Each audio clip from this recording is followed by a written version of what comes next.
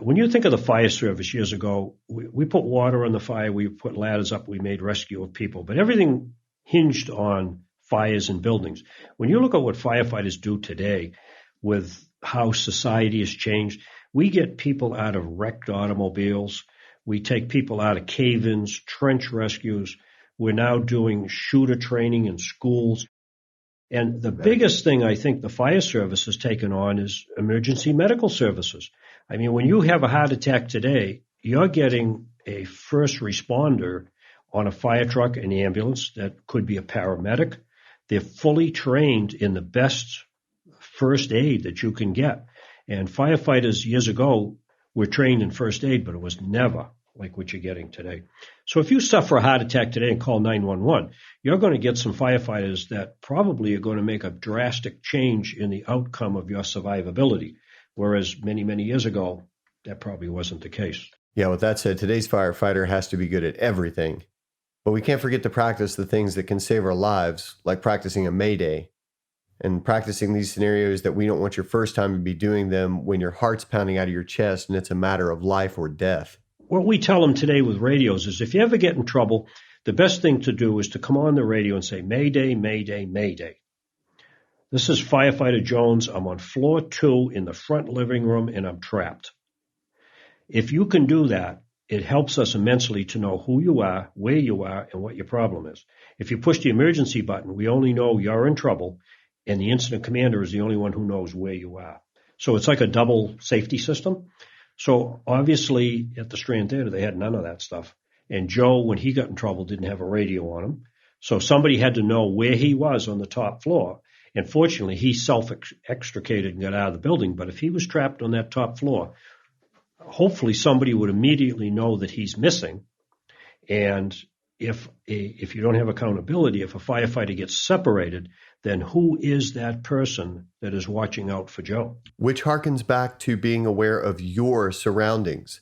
Captain Lackacher knew the location of the window he extricated from because before he went in, he looked up and knew what the house looked like.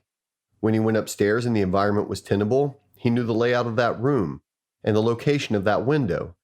Being situationally aware saved Captain Lackacher's life. Yes, and you know, on this class on 2.5-story wood frames, it's amazing. I have had at least 2,500 students that have gone through this class now, and I have had numerous stories that I had never heard before of firefighters that went to the top floor. They opened up the knee wall. The fire blew out to such an extent that they ran for their lives for the back stairs. And, you know, these stories are out there that need to be shared. And that's what this class is about. And that's hopefully what we're doing here. And Joe is a very graphic show of what can happen so quickly on a top floor. And thank God Joe survived. And here he is telling his story. So let's learn from what happened to Joe, try to find out why it happened, and let's make sure that it doesn't happen in the future. The fire service now, after several of these fires, knows the danger of trusses. We got the Strand Theater. We had the automotive store in New Jersey. Hackensack was a truss collapse. We had that Walburn's supermarket in New York City, all truss related. And if you read Brannigan's book that he wrote back in the early 1970s, in italics, he says, beware of the truss.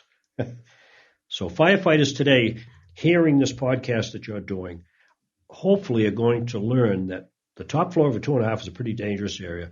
Working in any building with trusses is dangerous. Not only the Strand Theater steel truss, but when you look at new construction with glued laminated beams, once a fire gets to these glued laminated beams and the glue lets go, that beam loses its strength and collapses. So even in a ranch house, a modern style ranch house, there is a possibility that you can have structural failure, whereas in older cities like ours, where 2.5s and 3-deckers were overbuilt with full 2x10s, full 2x12, they don't usually collapse. But anything that has to do with a truss, whenever you lose any part of a truss, it loses its stability and, down it comes. So again, these are the lessons that I hope that people that are going to be listening to this and watching this will take away from this. and go out and talk to other people. Talk it up. You're going to find other people that said, you know what, I experienced something very similar to that. Yeah, we hope listeners of this podcast tell their stories with us and get involved by sharing their experiences and information.